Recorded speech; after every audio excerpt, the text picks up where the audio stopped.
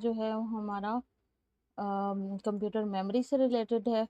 Computer memory क्या होती है और कंप्यूटर मेमोरी जो है उसमें आज हमने जो टॉपिक पढ़नी है वो basically what is computer memory, memory क्यों ज़रूरी है, कितने तरह की मेमोरी होती है, फिर उन टाइप्स की मेमोरी को हमने इन डिटेल डिस्कस करना है और फिर मेमोरी यूनिट्स की बात करनी है।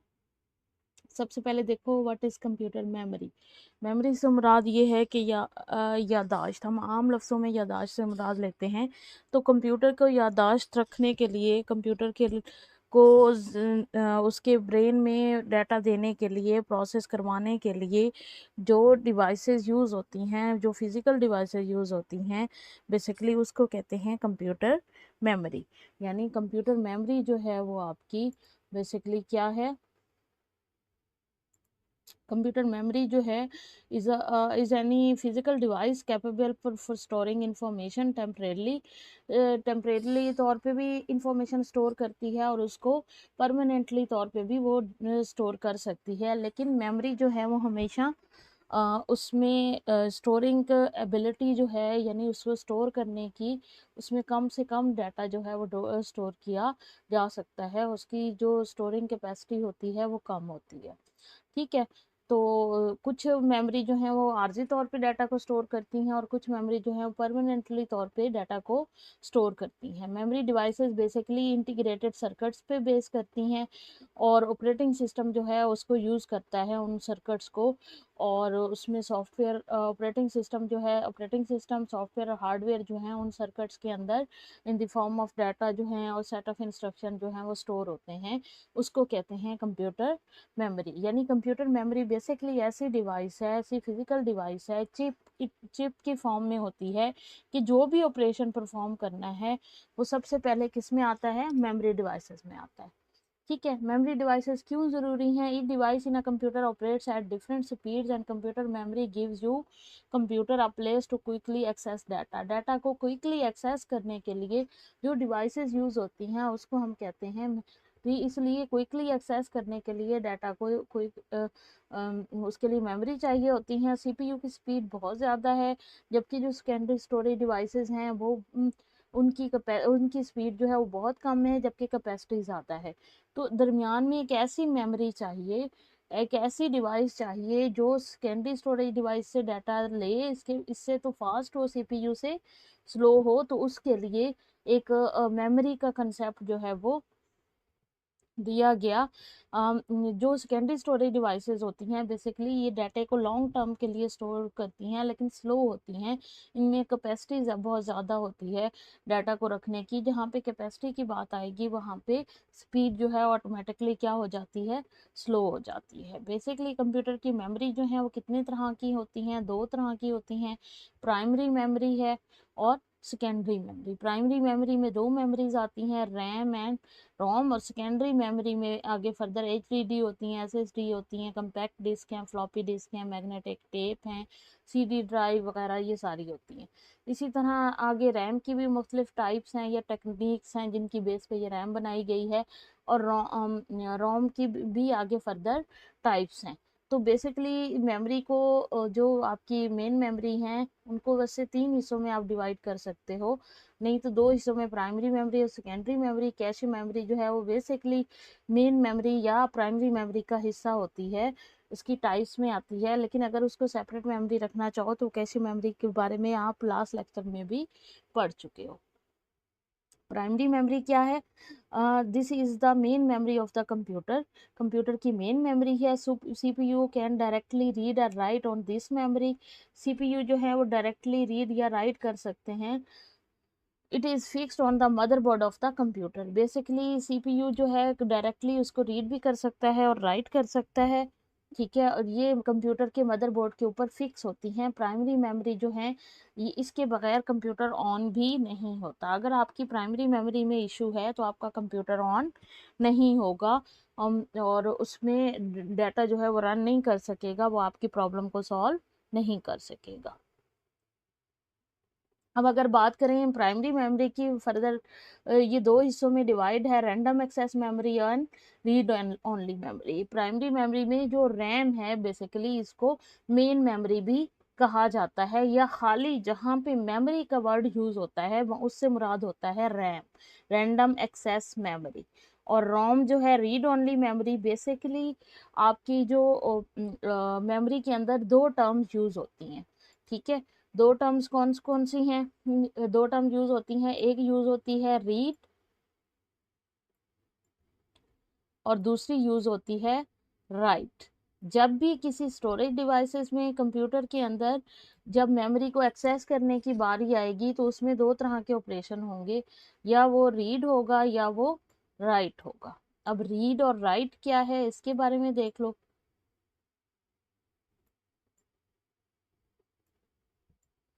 राइट मतलब वही लिखना, ठीक है। रीड मतलब पढ़ना। मेमोरी में ये दो टर्म्स यूज होती हैं, ठीक है। जब भी डाटा और मेमोरी से बाहर कहीं जाता है तो उसको कहते हैं रीड, यानी मेमोरी के अंदर जो डाटा पड़ा होगा उसकी कॉपी को कहीं बाहर लेके जाना होगा तो वो टर्म यूज होगी रीड के लिए। और राइट के लिए कि बाहर से कोई डाटा आके मेमोरी के अंदर उसको स्टोर करना, उसके लिए टर्म यूज होती है राइट, ठीक है। रैम जो है वो रीड भी करती है, और उसमें से रीड भी किया जा सकता है और उसमें राइट भी किया जा सकता है। जबकि जो रोम है उसके नाम से जाहिर हो रहा है ये रीड ओनली मेमोरी है। ऐसी मेमोरी है जिसके जहाँ से डाटा कॉपी होके बाहर तो जा सकता है, लेकिन इसके अंदर डाटा जो है वो स्टोर नहीं किया जा सकता, यानी राइट का ऑपरेशन जो है वो रोम में मौजूद नहीं है, उसमें सिर्फ रीड का ऑपरेशन मौजूद है, ठीक है। तो रैम जो है वो रैंडम एक्सेस मेमोरी है, उसमें कहीं से भी डाटा उठा के कोई तरतीब नहीं होती, जहां से मर्जी डाटा उठा लिया जाए। इसको रैंडम एक्सेस मेमोरी या डायरेक्ट एक्सेस मेमोरी भी कहा जाता है, ठीक है। अब रैम के बारे में डिटेल से देख लेते हैं। ये बेसिकली एक टेम्परेरी मेमोरी है। टेम्परेरी मेमोरी से मुराद ऐसी मेमोरी है जो डाटे को टेम्परेरी तौर पे अपने अंदर स्टोर करती है। टेम्परेरी मेमोरी से मुराद ये नहीं है कि आरजी मेमोरी है, जब चाह लगा लिया या उतार लिया। उससे मुराद ये है कि ये टेम्परेरी तौर पे डाटा को स्टोर करती है। और information stored in this memory is lost as the power supply to the computer is turn of.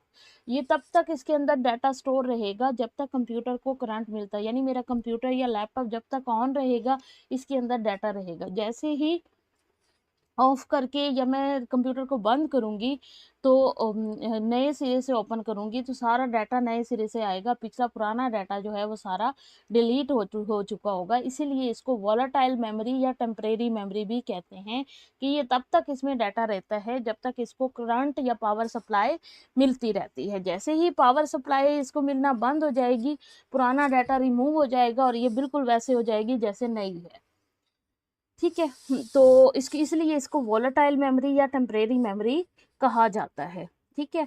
अब टेम्परेरी मेमोरी में इसकी एग्जांपल मैं ऐसे दूं, फॉर एग्जांपल आप लोगों ने कंप्यूटर ऑन किया हुआ है या मोबाइल ऑन किया हुआ है, किसी भी वजह से आप मोबाइल को या कंप्यूटर को बंद कर देते हो, बंद करके दोबारा जब ओपन करते हो तो कभी भी वो सॉफ्टवेयर जो या एप्स ऑन नहीं होंगी जो आपने पहले खोली हुई थी बंद करने से पहले।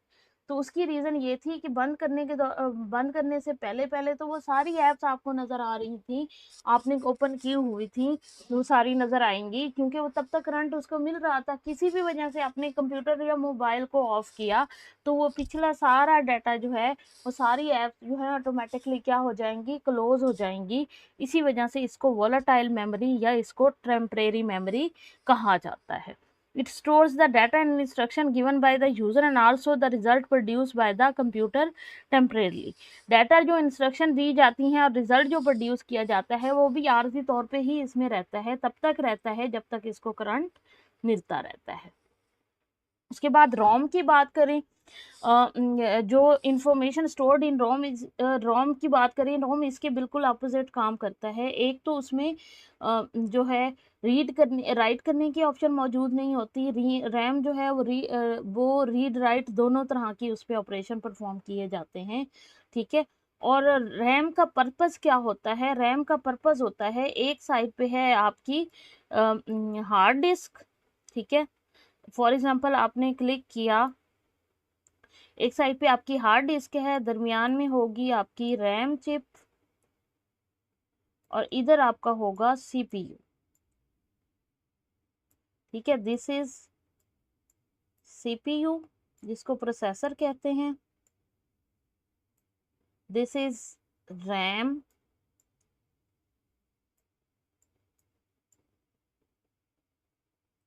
और दिस इज हार्ड डिस्क इसको कह लो या स्टोरेज डिवाइस कह लो। स्टोरेज से क्या करेंगे, मैंने फॉर एग्जांपल कोई सॉफ्टवेयर ओपन करना है, होगा क्या, मैंने सॉफ्टवेयर पे किया क्लिक, ठीक है, क्लिक से बुला दिया, इनपुट डिवाइसेस के जरिए मैंने इंस्ट्रक्शन दी, इसको डबल क्लिक किया कि इस सॉफ्टवेयर को ओपन कर दो। उस सॉफ्टवेयर से मुतल्लिक जो फाइल्स होंगी वो पहले किस में चली जाएंगी, रैम में चली जाएंगी, इसमें आके स्टोर हो जाएंगी। फिर देखेंगे सीपीयू जब फ्री है या सीपीयू जो है वो सीपीयू से पूछेगा वो फ्री है, तो सीपीयू जो है यहाँ से ये ऐप को उठाएगा, ठीक है, अपने पास ले जाएगा, मैंने जो डबल क्लिक किया है उस इंस्ट्रक्शन को वो रीड करेगा, ठीक है, उस इंस्ट्रक्शन को वो रीड करेगा, उसको अंडरस्टैंड करेगा, अंडरस्टैंड करके जो सॉफ्टवेयर की विंडो होगी, मेन विंडो, उसको खोल के आउटपुट स्क्रीन पे, जैसे मैंने MS वर्ड ओपन किया तो MS वर्ड की मेन विंडो जो है वो उस ओपन होके मुझे सामने शो हो जाएगी, कहाँ पे, आउटपुट डिवाइस में, यानी मेरी LCD पे या LED पे जो आउटपुट डिवाइस मैं यूज़ कर रही हूँ, ठीक है, जो उसके स्क्रीन पे वो मुझे शो कर देगा, ठीक है। तो इनपुट डिवाइस से मैंने क्लिक किया, ये इंस्ट्रक्शन गई रैम में, रैम ने देखा कि इसने डबल क्लिक किया है किस पे, स्टोरेज डिवाइस पे पड़े हुए इस MS वर्ड के आइकन पे, ठीक है। तो MS वर्ड के वो फाइल्स रिलेटेड जो ओपन करने वाली हैं उसको रैम में रखेगा, रैम जो है वो आगे CPU के पास भेजेगा, CPU जो भी एग्जीक्यूट करेगा, एग्जीक्यूट किया हुआ जो रिजल्ट है वो आउटपुट डिवाइसेस को या रैम के अंदर वापस भेज के रैम से आउटपुट डिवाइसेस में शो हो जाएगा, ठीक है। यानी ये एक इंटरमीडिएट मेमोरी है, प्रोसेसिंग वर्किंग एरिया है, प्रोसेसिंग एरिया है, कि जिसने भी प्रोसेस होना है उसने सबसे पहले कहाँ पे आना है, रैम के अंदर आना है, और फिर जाके वो सीपीयू के पास भेजा जाएगा। इसलिए जो मेन वर्क स्पेस है सीपीयू प्रोसेसिंग की, वो वर्क स्पेस कौन प्रोवाइड करता है, वो रैम प्रोवाइड करता है। तो जितने भी प्रोसेस जो एग्जीक्यूशन के लिए जाएंगे वो सबसे पहले किस में आएंगे, रैम में आएंगे, और रैम जो है आगे उनको सीपीयू के पास भेजेगा। इसलिए रैम की इंपॉर्टेंस बाकी सारी मेमोरी के मुकाबले में सबसे ज़्यादा है। प्राइमरी मेमोरी का जो वर्ड है वो बेसिकली बना ही रैम के लिए है, ठीक है। नेक्स्ट वन है read only memory. Read only memory यानी रोम। रोम का क्या काम है, इसका भी बहुत इंपॉर्टेंट रोल है। ये इसके अंदर जो सॉफ्टवेयर होते हैं, इसके अंदर जो सेट ऑफ इंस्ट्रक्शन होती हैं, वो बेसिकली ये चिप जो है वो रोम रैम जो है वो सेपरेटली अटैच भी की जा सकती है, और उसको ओपन भी किया जा सकता है, चेंज भी की जा सकती है। जो रोम चिप होती है बेसिकली ये फिक्स होती है। इसके अंदर जो प्रोग्राम्स लिखे होते हैं, इसके अंदर प्रोग्राम जो हैं बेसिकली कौन लिखता है, इसके अंदर प्रोग्राम जो हैं जो इसके मैन्युफैक्चरर हैं वो लिखते हैं।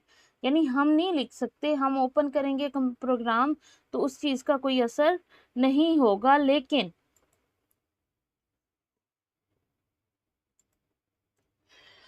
जो इसके अंदर जो इंस्ट्रक्शन होंगी वो बेसिकली रिटर्न होंगी, जो उसके ऊपर राइट करेंगे वो मैन्युफैक्चरर करेगा। फॉर एग्जांपल इस चिप का जो मैन्युफैक्चरर है ये है कलेक्टर विजन के नाम से, फॉर एग्जांपल एक कंपनी है, उसने ये इस चिप को डिज़ाइन किया है, तो उसने इसके अंदर इंस्ट्रक्शन रखी होंगी। इसके अंदर इंस्ट्रक्शन होती किस टाइप की हैं, ये परमानेंटली तौर पे डाटा स्टोर होता है, इसके अंदर से कॉपी होके डाटा जाता है रैम में।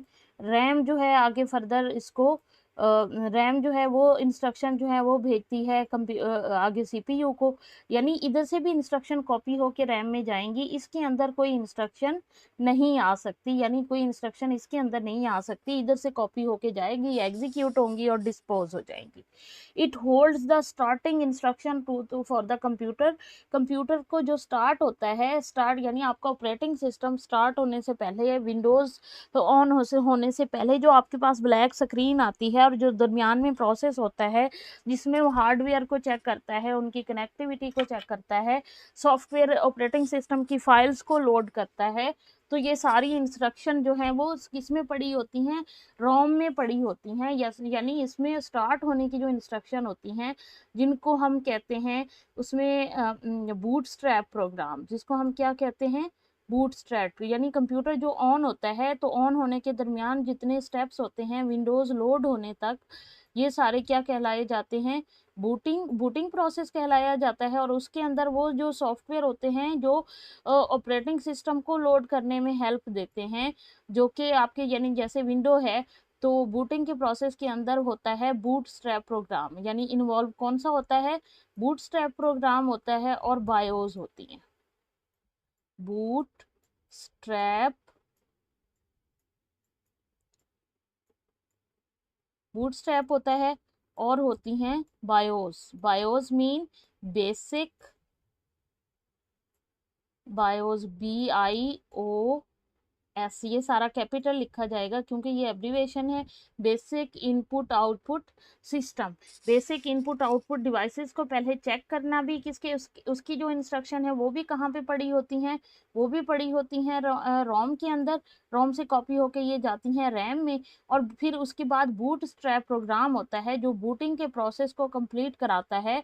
यानी उसमें क्या होता है, basic input output devices check करने के बाद जो विंडोज़ की प्राइमरी फाइल्स होती हैं जो कि रैम में जाती हैं, ऑपरेटिंग सिस्टम की प्राइमरी फाइल्स जो हैं वो रैम में जाती हैं, और फिर आपको वेलकम स्क्रीन और अब ऑपरेटिंग सिस्टम ऑन होता हुआ नज़र आता है।